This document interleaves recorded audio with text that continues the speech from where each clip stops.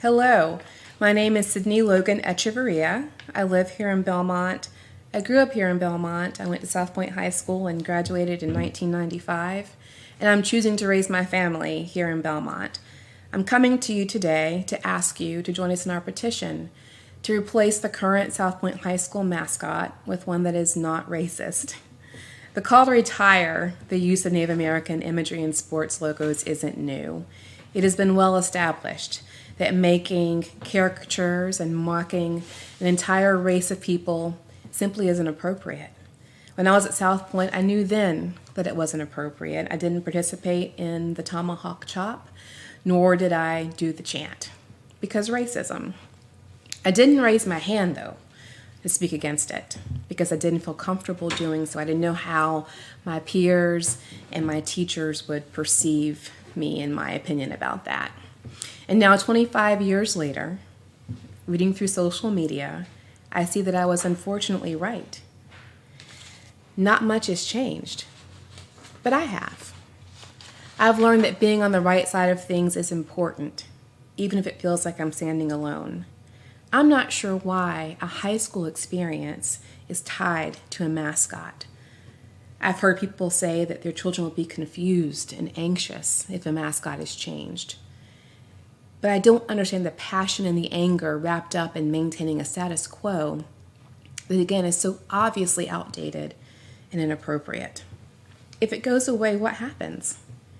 Do we still have a football team? Do we still have students who have school pride? Do we have a community of people who still come out on Friday nights to cheer on the home team? I hope so. If not, there's a lot more at issue and a lot more problems we need to solve here than the mascot. This is a photo taken in 1957.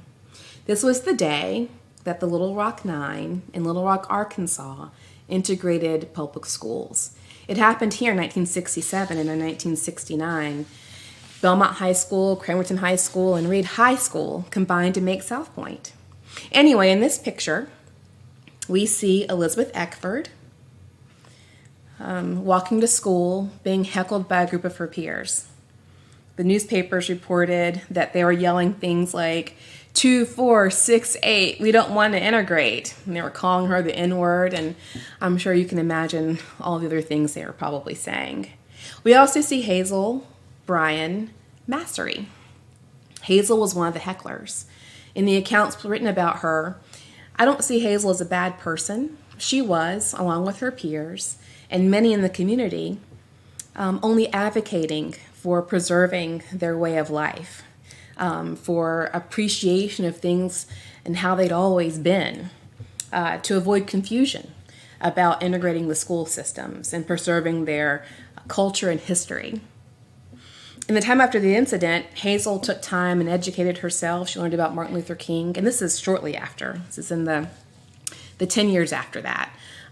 Educated herself about Martin Luther King and became increasingly uncomfortable about the part she had played on this day. She worried about how her children would see her, and she spent her life trying to atone for her role in this incident. But many don't know that part of her story. They just see this picture and how she appeared.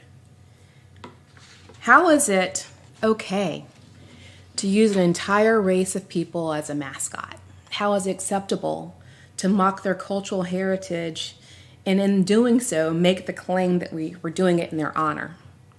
I don't want Belmont to be Hazel. I don't want us to squander an opportunity to do the right thing because it requires us to make a change and to give up a mascot. The continued use of a racist logo when we know it is racist should be offensive to anyone with any shred of human basic decency. It is reductive, offensive, ignorant, and against everything I think our community claims to be. And I know us to be. I encourage you to think about how you want our school and our community to be viewed and to be remembered by history. Don't let us be Hazel.